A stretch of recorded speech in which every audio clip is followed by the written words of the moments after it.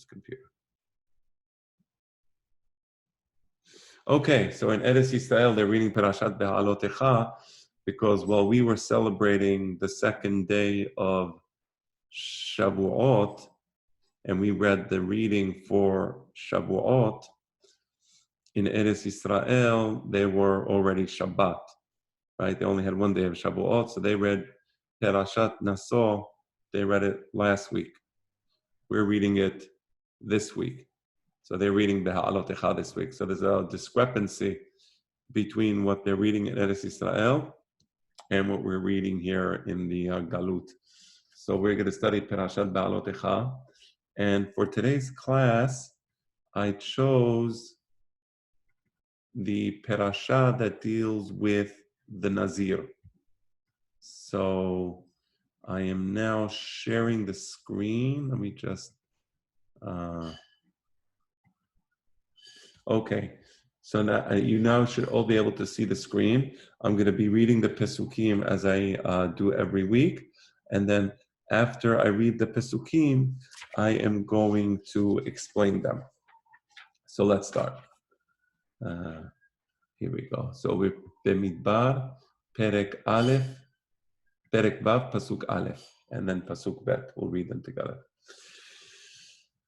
וידבר אדוני אל משה לאמור, ומלל אדוני עם משה לאמר, דבר אל בני ישראל, ואמרת עליהם איש או אישה, כי יפלי לנדור נדר נזיר להזיר לאדוני, מלל עם בני ישראל, ותמר להון גבר או איתה, הרי יפרש למדר נדר נזירו למזר קודם אדוני. So let me first try to explain the pasuk, and then I'm going to look at the various mefarshim. So daber el bnei Israel, speak the following to the Jewish people. Ve'amart alem, and explain to them the following laws. Ish or Isha. This is a law that can apply either to a man or to a woman. Ki yafli lindor, should they decide to make a neder. Now look at the word ki yafli. That's an interesting word. Ki yafli lindor. What does it mean ki yafli lindor? Ki inderu, ish or Isha. What does it mean ki yafli lindor? Right? What does the word yafli mean? So we'll try to understand that later. They decide to make a neder. What type of neder? Because there's different types of nedarim. There's different types of vows. But in this case, they make a neder, what's called neder nazir, right? The famous laws of nezirut, lehazir, and they make a neder, and they do this lehazir, to be nazirim in the presence of God. Okay, that's the rough meaning of the pasuk. But let's look at the mefarshim. I'm going to first read to you ankelos. What does it mean, yafli lindor? So the word pele, the triliteral root, pe lamed aleph, pele. The word pele means to reveal something. So what does it mean, ki yafli lindor? So a person has something in his heart. He has something that he's thinking about in his mind. But then he expresses it with his mouth. So the mouth now reveals what was hidden in his heart. You understand the idea of ki yafli? It was hidden. He had something that was bothering him. He had some intentions, and now he expresses himself. You see what it means, ki yafli lindor? And let's continue.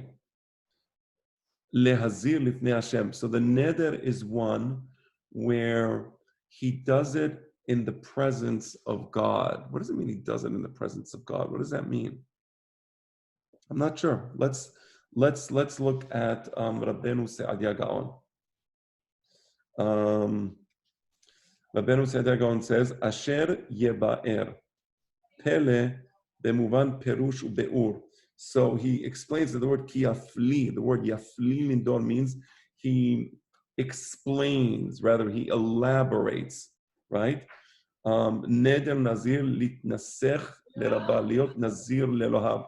So what does it mean, Lehazir LaHashem? It means he's doing this as an act of subservience in front of God. You understand what Lehazir LaHashem means? So Lehazir LaHashem means when you accept the Nezirut, you accept it as an act of subservience. Lehazir LaHashem. So that we learn from Rabbeinu Se'adia Gaon. That's an important chidush, by the way. That's not so understood. What does it mean? I'm going to read it again. Liot Nazir Lelohav. Kelomar, Lifrosh Mehata'avot. You are going to remove yourself from the various desires. La'avodat Hashem. Because you want to be subservient for the service of God. And you can't have the two things together.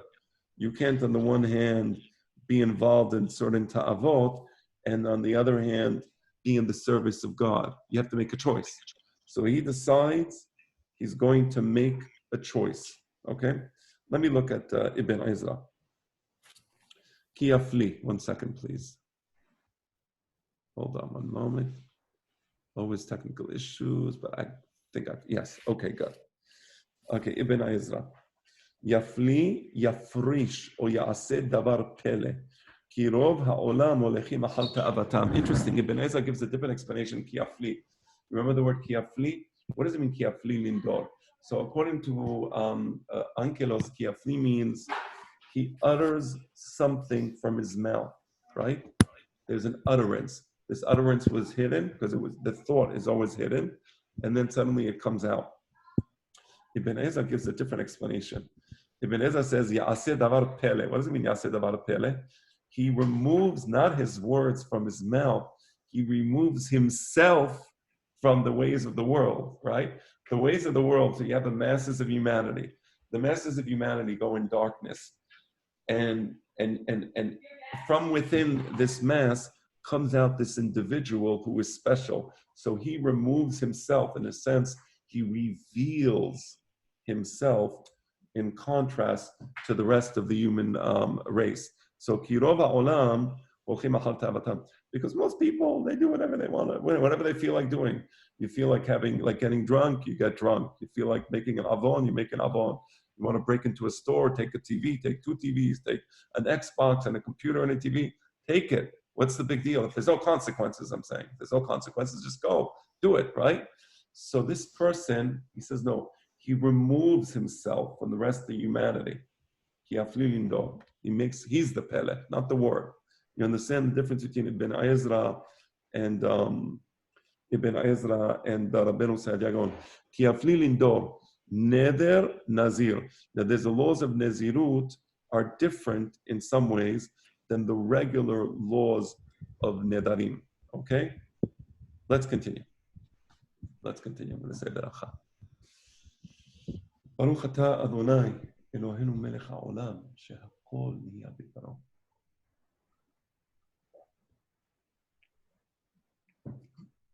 Okay. מיין ושחר יזיר, חומס יין, וחומס שחר לא ישתה, לכל משרת ענבים לא ישתה, וענבים לחים ביבשים לא יאכל.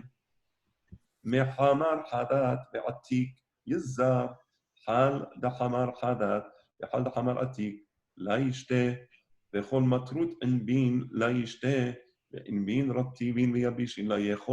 Okay, so what is the oath of the Nazir? So first of all, yain. He excludes himself, number 1, from wine. That's number 1. Number 2, from shechar. Ankelos explains the word yain means new wine. Shechar means old wine, because if you age the wine for many years in barrels, it's special. So he removes himself both from regular table wine, let's call it, and also from shechar, from the old special vintage wine. Furthermore, homes yain, he also can't have the vinegar that comes from the table wine. Behomes shechar, he can't have the vinegar that comes from the ancient vintage wine. In addition, he can't have if you put the grapes inside, let's say, water, right? Anything that the grapes were immersed in, he's not allowed to have that. What about the grapes themselves? He can't have grapes, whether they are lachim. Lachim means fresh grapes. Viveshim. Yeveshim means raisins. Lo yochel. So he's neither allowed to drink any wine, any product of wine, any product of grapes. He's not allowed to eat grapes, whether they're fresh grapes or dry grapes. It's all forbidden. That's one of the primary rules of the Nazir. Let's look a little more deeply at ankelos. And I explained it according to ankelos. So let's look now at Rabbeinu Saadia Gaon. ומן היין והשחר ממנו יפרוש אפילו חומס יין וחומס שחר וכל משרת הענבים נוזל שהשרו בו ענבים.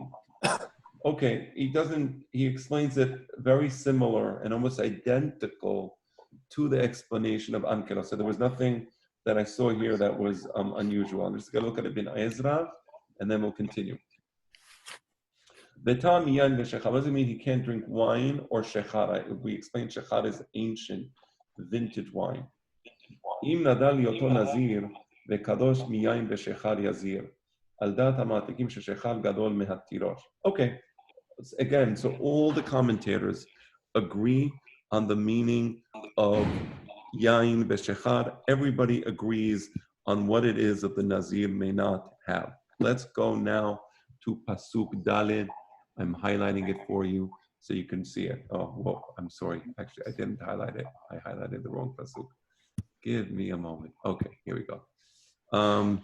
Kol yemen izro mikol asher ye'aseh migefen hayayin meharsanim ve'ad zag lo yochel kol yemen izroeh mikol deyit'abed migufna de hamra מתפרסמים ועד איסורין לא יכול.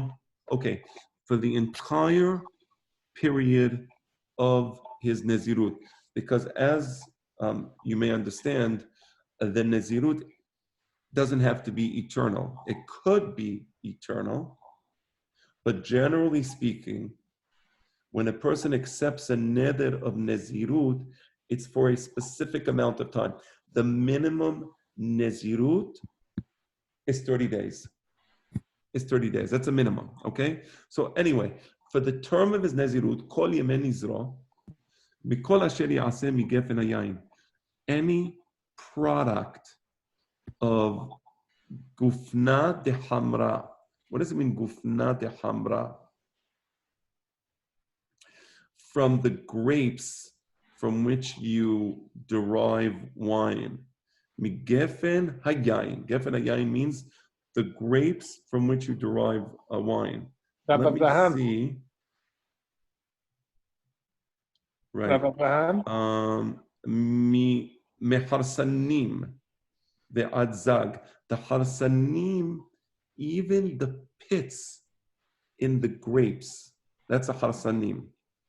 Ve'ad zag. The zag is the outer skin of the grape. Even those things, and even the derivatives of those things, meaning let's say I took the seeds or I took the skin and I made something out of the skin, or I made something out of the pits. Even the derivatives of the pits and the derivative of the skin, all that is forbidden. Okay, you understand the law? I'm going to look at Rabbeinu Sadagon. Kol Yemeh Perishuto. Okay, he doesn't explain what Farasam, I guess, but I think there's almost unanimity as to the meaning of these words. So I don't need to look at the other mefarshim.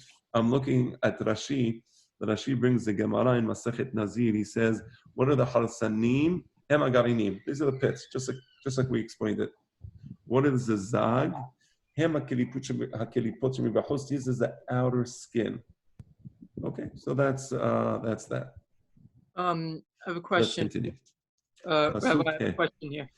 Kol yemeh neder nizro ta'ar lo ya'abor al rosho ad melot hayamim asher yazir ladonai kadosh yihye gadel pera se'ar rosho kol yomeh נדר נזרה מספר ליעבר על רشه עד משלם יום הידין זיר קודם אדוני קדיש יהא ילווה פירוע שיער רشه. Okay, again, we just finished one of the laws of the Nazirut, the law of wine and grapes. We're done with that. You are now paired. Joy. The second law of the Nazirut. And again, this law applies for the entire term of the Nazirut. Kol yemeh neder nizro. And here it is. Ta'ar lo ya'abor al rosho. A razor may not pass by his head. What does it mean, a razor? So if you look at Ankara, it says maspar. Maspar means misparayim. You are now paired. It's not just a razor, because you know that, for example, on the face, you're not allowed to shave with the razor. You know that, right? But you can use a scissor, correct? So a scissor is allowed. So if I have a beard, I can cut the beard with a scissor, but I can't use a razor on the face. But here the word ta'ar doesn't mean a razor. It means misparayim. It means a scissor. Okay, that's a very important law. So, because if you explain ta'ar means a razor, that means, okay, you can't use a razor, but you can use a scissor, so you can cut his hair with a scissor. No. Ta'ar here means a scissor, even a scissor. He cannot get a haircut, right? Okay.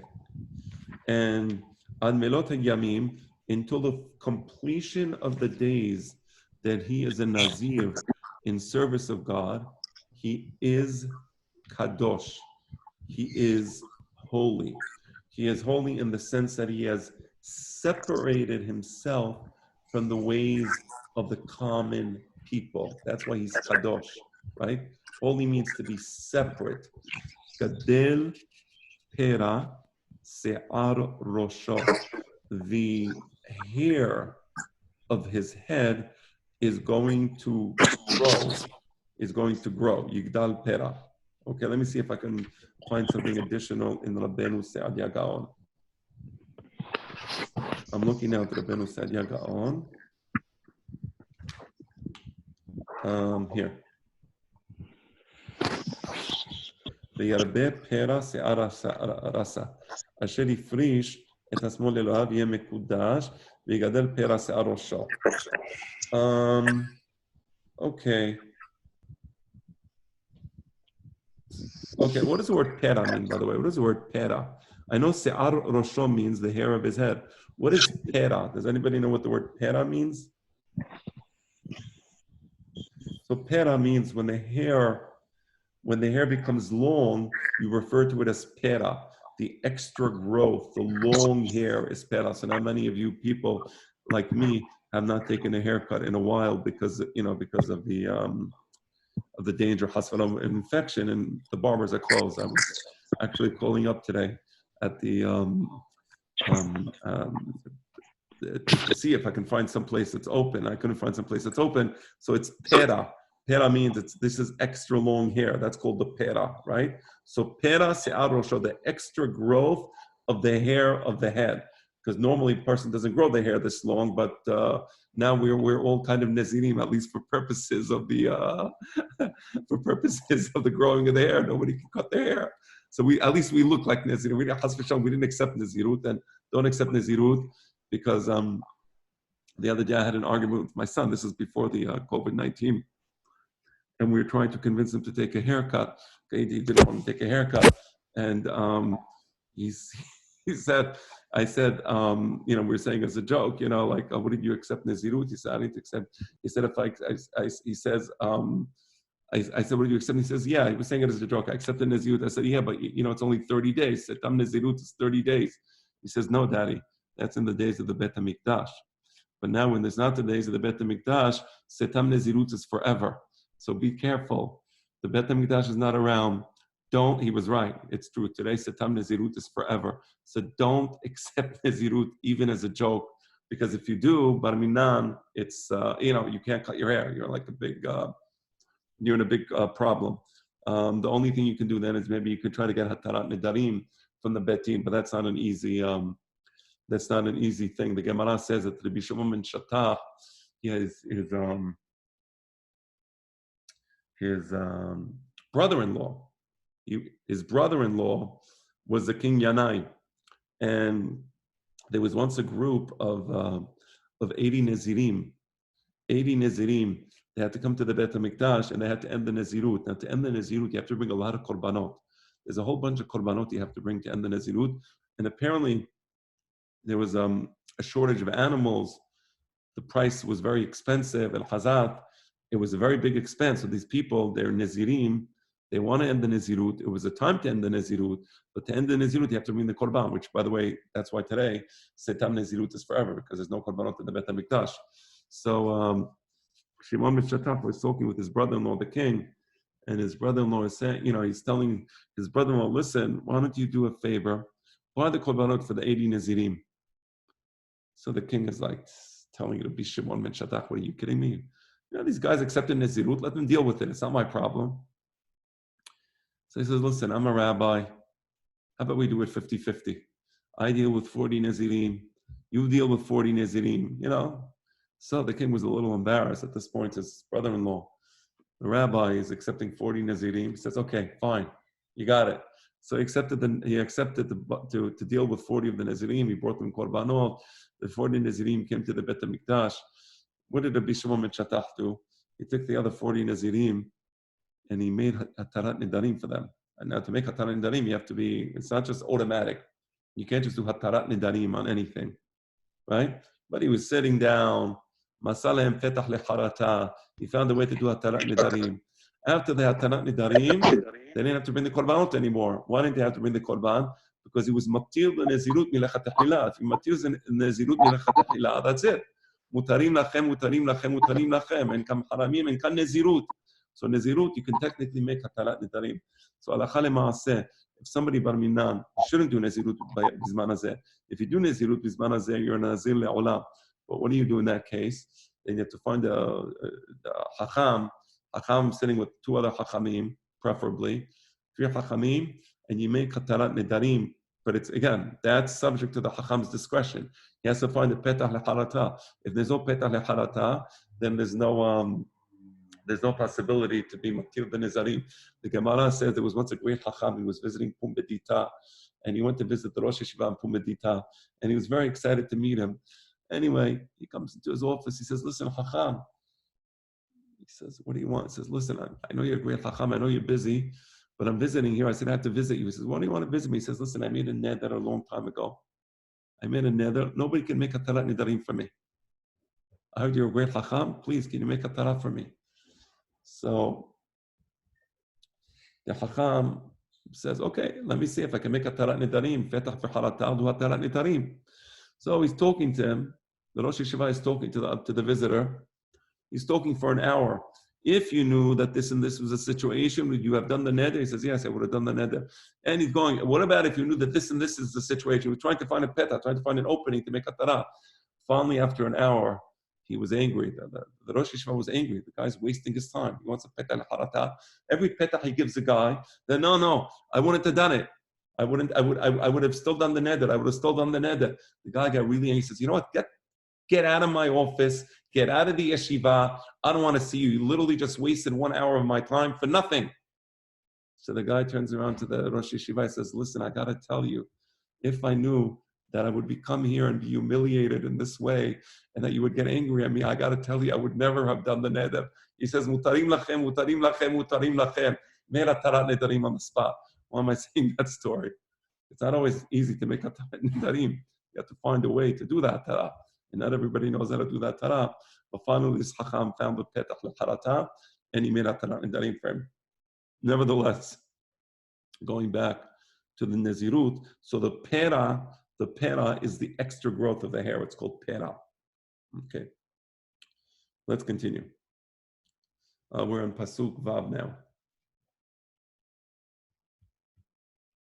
Here it is. Kol yemei haziro l'Adonai al nefesh met lo yabo. Kol yomin din zir. Kodam Adonai al nafsha demita la ye'ol. And now this is the third and final prohibition for the Nazir. And again, this prohibition lasts for the entire term of the Nazirut. And it is as follows: Al nefesh met lo yavo. He may not come into the presence of a dead body. Okay? Meaning he is in a sense similar to the Kohen. Actually similar, not just to the Kohen, not just to any Kohen, but similar to the Kohen Gadol. Okay, we'll see that in a moment, why we say similar to the Kohen Gadol. So, Kol Yomin Din Zir, Kodam Adonai, Al Nafsha Demita La Ye'ol, reading the Ankelos, he explains the Perashat of the Pasuk, just like I explained it. I'm reading Rabbeinu Saadia Gaon, Kacha Kol Yemei Perishuto El Mekom Hamet Lo Yikanes. Interesting. Saadia Gaon says, what does it mean? Al nefesh met lo yabo. He says, you may not enter the place of the dead, where there's a dead body. What does it mean?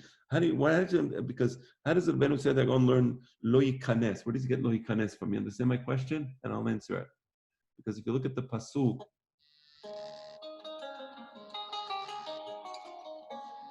hold on 1 second, Mechila.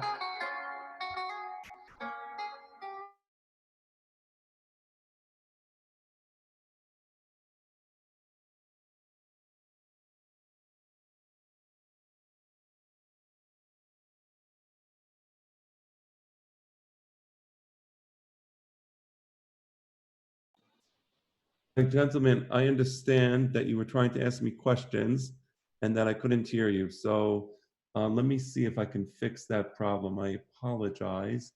Let me first of all start by stopping the share. It looks like the sound on your computer is on now. You can hear me? I can hear you, yes. Okay. Were you guys able to hear me till now? We could hear you, but you couldn't hear us. Yeah, I was worried that the class was becoming very boring. If you can't hear me, I would assume that, it was less interesting than it would have been otherwise. So first of all, I'm happy that you were able to hear me. Now I can hear you. So let's see. Thank you, Elliot. By the way, Elliot just called me. Thank you for calling me. And I knew that if you're calling me in the middle of the class, it must be for a good reason. So indeed it was. Gentlemen, let me see. Let me just try something here. Okay, I just muted everybody, but I'm allowing you guys to unmute yourselves. Somebody want to ask a question? See if this works? I have a question. Yes, Elliot Levy. Okay, so in this pasuk it said, Kol yemei haziro. Why haziro instead of yemei nizro, like in other pasukim? Yes. You understood the question, everybody? Elliot, repeat the question. Sure. So this pasuk it says Kol yemei haziro, as opposed to where other pasukim say Kol yemei nizro. Nizro, Haziro. What's the difference? Well, Why? first of all, it's an excellent question. Now, I want to tell you that there are 3 laws to the Nazirut. The first law is a prohibition against wine. Look at the Pasuk Daled when it speaks about the prohibition against wine. It says, Kol Yemei Nizro, for all the days of his Nazirut. So Nizro is a noun. It means when he's in the status of a Nazir, right? Okay. Kol Yemei Nizro. Look now at Pasuk He when it talks about the prohibition against a haircut. Again, it says, Kol Yemei Neder Nizro. Very similar, but it adds here the word Neder. You see that? Before it was Kol Yemei Nizro. Here it's Kol Yemei Neder Nizro. Why the extra word? In the case of wine, it says Kol Yemei Nizro. In the case of a barber, or not again, it says Kol Yemei Neder Nizro. The oath of his Nazirut. Okay. And now here, when it talks about the third prohibition, which is a prohibition against tum'ah, not to become tamemet, it says, doesn't bring anyway kol yemei, it says kol yemei haziro lamonai. Haziro is a verb, by the way. For so long that he made himself separate for God. First of all, the question is great. I noticed it myself. I'm not sure what the answer is. I don't know. Mm-hmm. I think it has to do with the fact that Kol Yemei Haziro Lamonai is emphasizing that when you go away from the debt, in order to come close to God, you have to go away from the debt. So it expresses it as a verb. Haziro Lamonai. Haziro is a verb, right?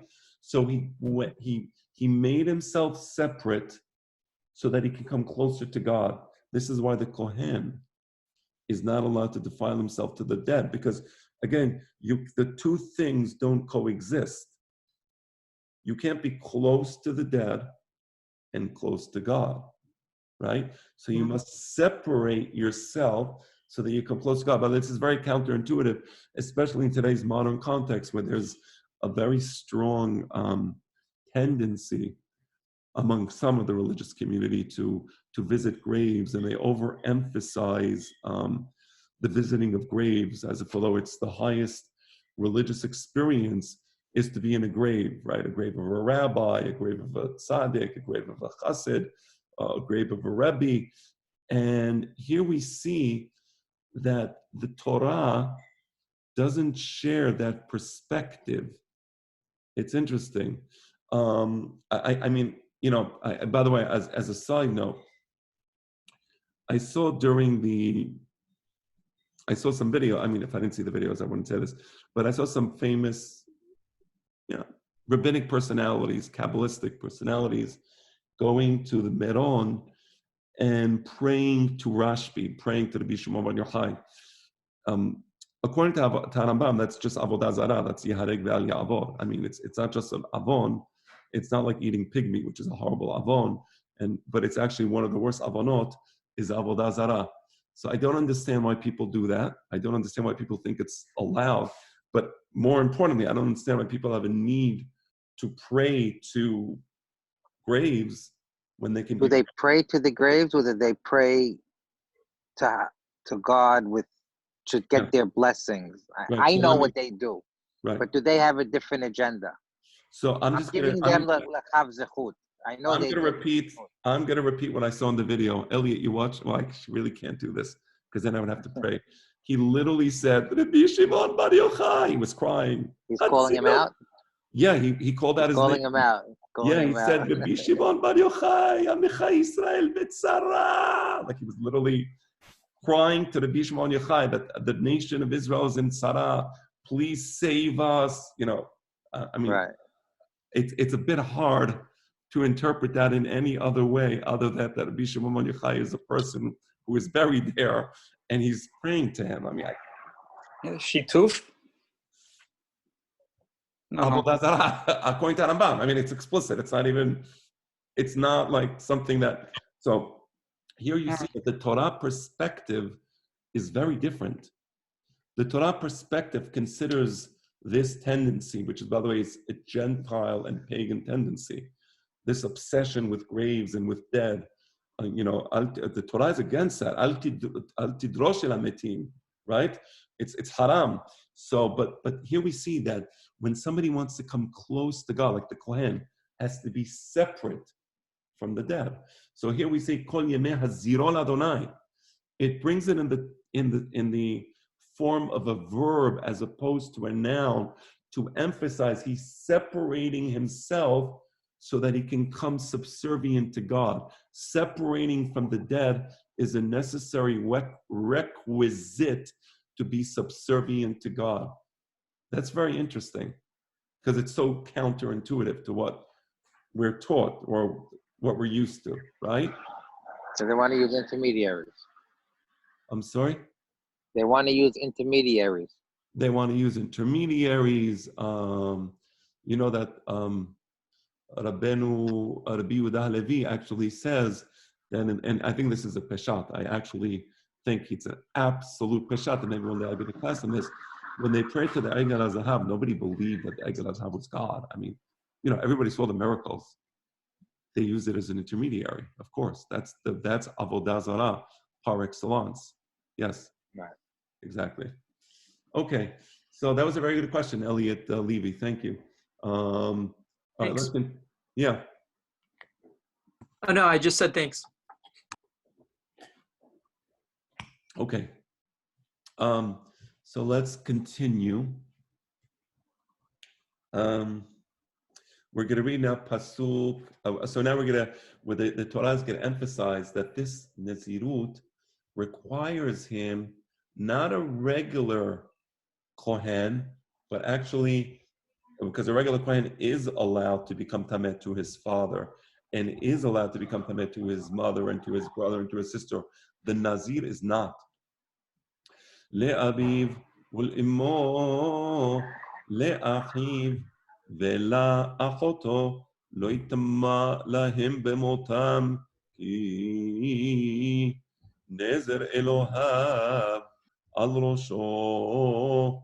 So the ankelos, la'abuhi, to his father, ul'imeh, to his mother, la'ahui, to his brother, ve'la'achateh, to his sister, la yista'ab lehon bemotehon.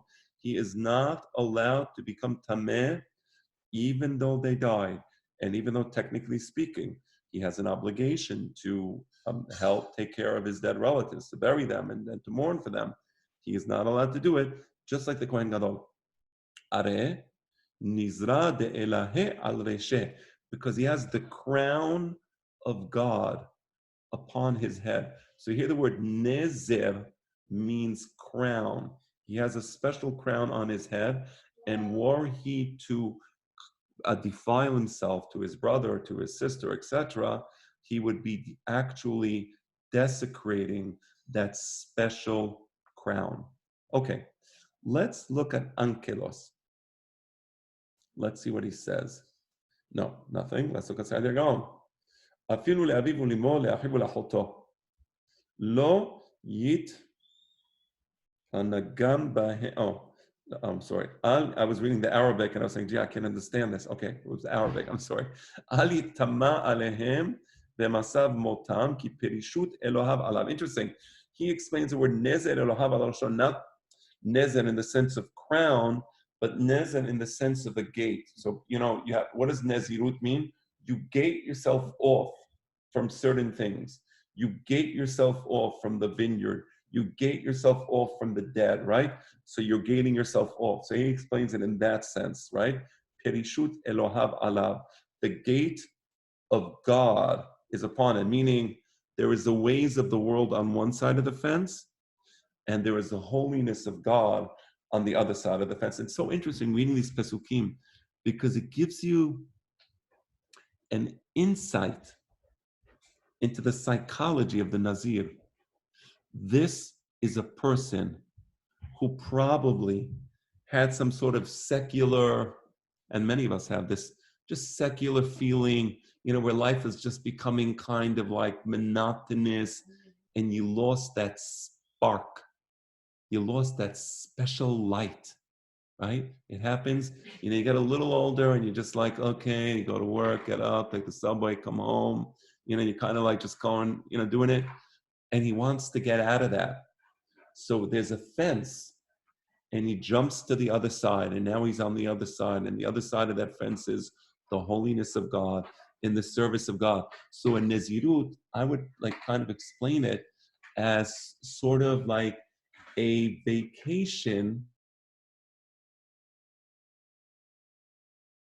Sorry, just 1 second. It's a vacation from the regular monotony that we live. We go to vacation, we go to Cancun, we go to Acapulco, we go skiing, we do all these things. This is a vacation where you say, I want to leave the ways of this world. I want to go on vacation for 30 days minimum. The minimum vacation is 30 days. And I want to be in the presence of God. And to be in the presence of God, you have to separate from certain things. You don't care anymore about your hair. The hair is messy. Okay. Right? You're not going to have the wine. Nothing more delicious, nothing more beautiful than wine. It's the good wine is the thing that really brings joy to the heart, right? And the tum'ah. You're not concerned about death anymore. The great fear that everybody has is death. You're not concerned about it. You're in the presence of God. Shipti bebet Adonai kol yemeh hayai. That's what the Nazir wants to experience. He wants to feel it. So he goes to the other side of the fence. You understand the idea of the Nazir? Yeah, it's a beautiful idea. I find it to be very refreshing. I wish we were able to do it. Yeah? Beautiful explanation. And Yeah. I wish we could do it. I wish we could do it. We can't, but I wish we could do something that has this meaning, because whatever we do, it doesn't have the level of the oath. This is a sanctioned oath. Hashem is saying, do it. I'm waiting for you. Jump to the other side and I'm there. That's right. I thought we're not supposed to become a Nazir. I thought it's an extreme. It's not praised. It's not. I'll explain. First of all, is everybody hearing me well? Does everybody hear me well? Good. Okay. So let me explain. I will explain it. Not favorable upon highly, no? I will explain. There is something in the Chachamim and in the Gemara, Ma'asher Chata ala Nefesh, why has everything Korban Chatat. Put that on the side. There's something there.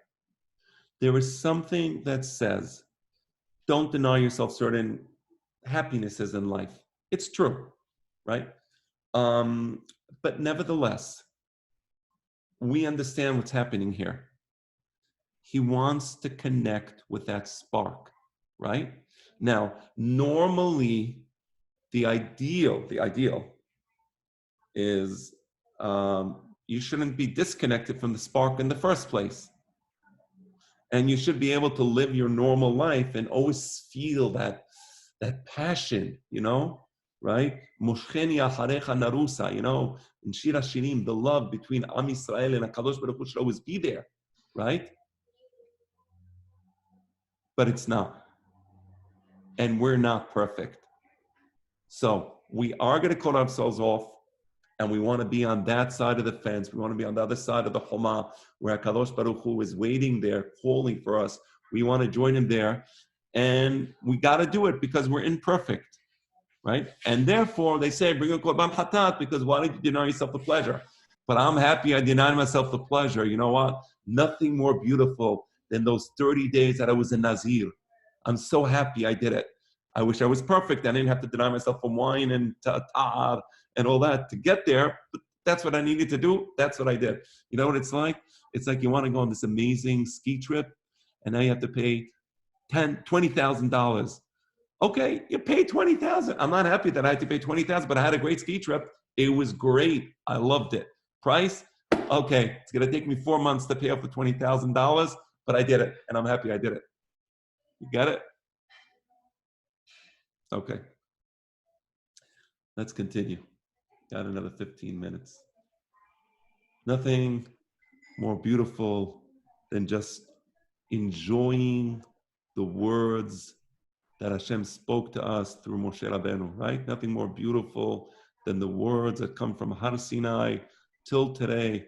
We hear Moshe Rabbeinu speaking to us, and that's the voice of God, really. That's the voice of God speaking through Moshe Rabbeinu, so nothing more beautiful. Okay, let's continue.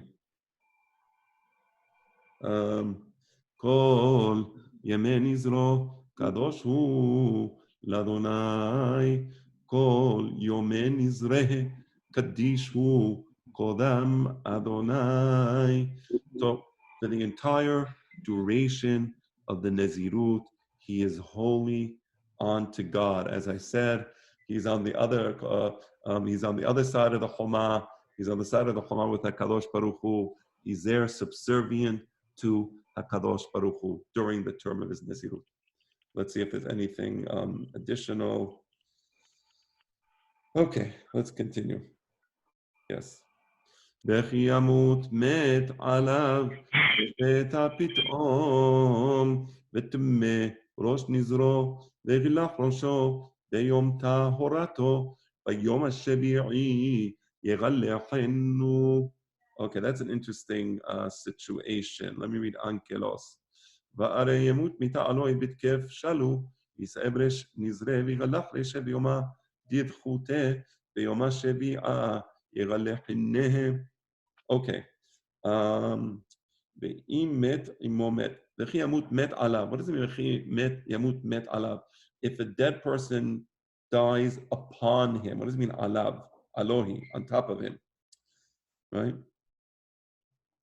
So what it means is, I'm giving you the explanation of Rabbeinu Saadia Gaon, because the Tumat met is metameh be'ohel, right? So what does it mean be'ohel? It means you're under the same roof as a dead person, right? So it means that he's in a room, and in the same room, under the same roof, is a dead person. So you understand the beauty of the pasuk, met alav, on top of him. Of course, a dead person is not physically on top of him. On top of him is the roof, and because the roof is on top of him, the tumat met is on top of him. You understand the beauty of the pasuk, the shrewdness almost of the words of the Torah, right? Wait, what about v'chi yamut met? How can a dead person die? Shouldn't it say v'chi yamut ish alav? Okay, that's no. The Torah does that a lot, where it calls a person according to the final situation, right? V'chi yamut met alav. Also, ankelos v'arei yamut mita. You see the same thing. Right. No, that happens a lot. Like for example, Perashat Kitise. I'm sorry, yeah, Perashat Kitise. Ki yipol hanofel mimenu, right? Asita ma'akel l'hagecha velo yipol hanofel mimenu, right? So the person who will fall, he's called the nofel. Why is he called the nofel? But he's the person who's a nofel. But that's part of the melissa of the Torah, where it refers to the person according to his final situation. So this person is called the nofel, the faller. That's what he's called? No. He's not a faller, he's a person, but rather because he ended up falling, we refer to him as a nofel. That's the melissa. That's lehavin, the melissa of the Torah, right? Okay. Befeta pitom. Obviously, it happened suddenly, because if the Nazir knew that there was a person dying, he had an obligation to leave that house or that building. But it was befeta pitom. It happened suddenly. He didn't know. V'timeh rosh nizro. Wow. What does it mean? V'timeh rosh. He defiled the rosh of his nazir. What does the word rosh mean? That's a tough one, no? I know what it means. I do, but I want to know if anybody else does. Okay. So first, okay, that's so interesting. No, I was about to say something, but I'm looking at Rabbeinu Saadia Gaon, and he explains it differently. So I'm going to defer to the explanation of Rabbeinu Saadia Gaon. Okay, let me give you my explanation. Ki tisa et rosh bnei Yisrael lifkudehem. So there, rosh means head. 1 second. Give me a moment. Naso. Okay, so if you look at the Rosh Bnei Israel, there the word Rosh means the sum total. The sum total. So you're going to count the sum total of the Jewish people. So here, V'timei Rosh Nizro means he defiled the sum total of the days of his Nazirut. Let's say he had a 90-day Nazirut, and now 60 days into the Nazirut, he's in the presence of a dead person, the same house as a dead person. It defiles the sum total of his Nazirut. He has to start all over again, right? That's the way I understood it. Rosh as the sum total, number of days, referring to the number of days. Rabbeinu Se'adia Gaon says no.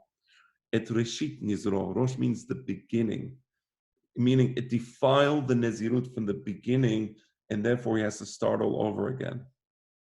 Interesting. Meaning everything he did was sort of uprooted. It was uprooted lemafra, was retroactively ruined. His whole Nazirut was ruined retroactively. Hazid, okay? That's a v'timei rosh nizro. In any event, the Ghilach Rosho b'yom Tavrato, b'yom Hashem yighalechenu. So then what does he have to do in that case? In that case, he has to have a para aduma. He's, the Kohen is mazeh. The Kohen sprinkles him with the water of the para aduma, right? On the 3rd and on the 7th day, right? And then on the 8th day becomes tahor, right? V'rilach rosho b'yom tahorato, b'yom hashevi yighalechenu. What does it mean? V'rilach rosho b'yom tahorato. V'yigalech et rosho b'yom vezot b'yom hashevi'i. On the 7th day, which is the day that they give the final sprinkling, and therefore he comes out of his tum'ah. On that day, he has to shave. You understand what it means? V'rilach rosho b'yom tahorato. On the 7th day, where they're making him tahor, because there's 2 hazayot. There's a hazayah on the 3rd day, and there's a hazayah on the 7th day, right? Sprinkling of the paraduma. Let me just read you the pasuk. Right? It says, you see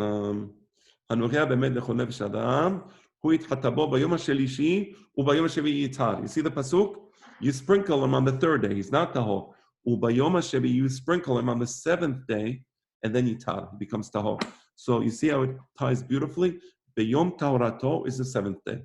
And on that day, he has to shave himself. What does it mean he has to shave himself? What does that mean to shave himself? Let me see if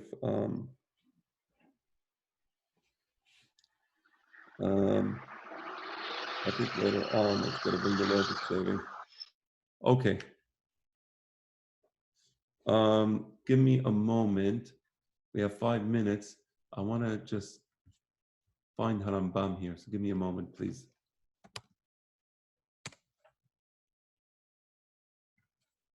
Hafla. Nezirut.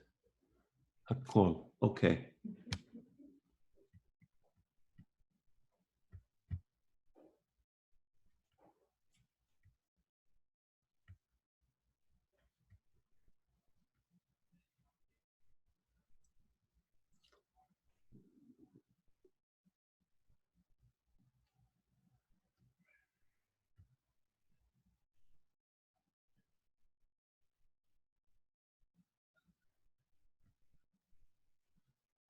I'm just, give me another moment.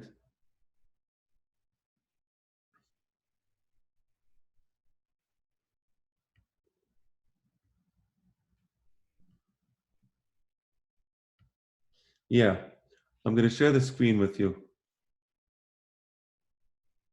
The screen is shared. Yeah.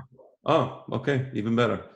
Tiglachat tahora keshiyigmon hanazir yemen neziruto. No, I want to see about the tiglachat. No, this is talking about the giluach that he does at the end, meaning not if he got tameh in the middle. This is the actual giluach he does at the very end. So, okay. I wanted to... here it is. I found it. Okay.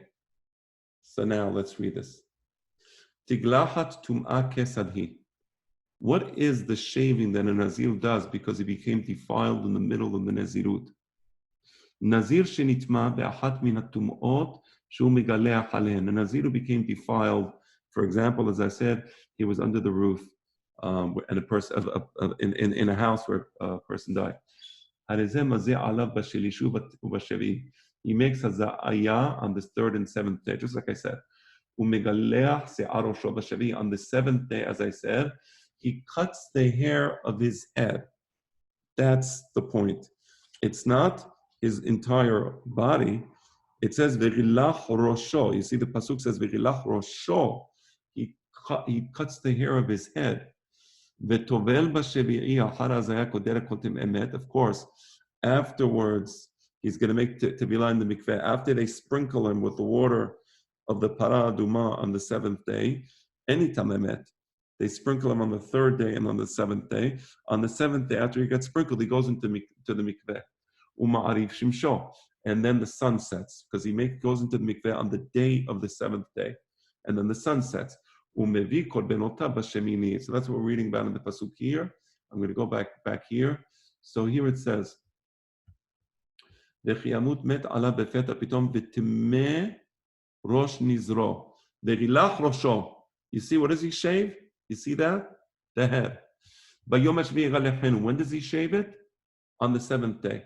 And then ubayom hashemini, and then on the 8th day, ubayom hashemini yavi shete torim o shene bnei Yona el hakohen el petach o el moed, and ubiyom temina yaite terin shafninin o teren bnei Yona levat kahana litra mashkan zimna. And on the 8th day, he brings to torim. Apparently, torim is, I think they're called in English, if I'm not mistaken, turtle doves. To birds, right? Or to, if I'm not mistaken, in English, the yonah is a pigeon. Ela kohen. He brings this to the Bet HaMikdash. Petach Ohel Moed. He goes to the entrance of Ohel Moed. Why doesn't he actually enter the Bet HaMikdash? It says he comes to the entrance of the Bet HaMikdash. He doesn't enter the Bet HaMikdash because Bet HaMikdash has different azarot. So he comes to the entrance of the azara, but he doesn't enter it. Why? Who knows? Because until he brings these two korbanot, until he brings the korbanot, He's not clean. Thank you. That's right. There's different levels of tahora. There's 3 levels of tahora. The first level of tahora is when he gets the haza'ah on the 7th day, and then he goes into the mikveh. That's the first level of tahora. The second level is when the sun sets on the 7th day. That's called ha'aref shemesh.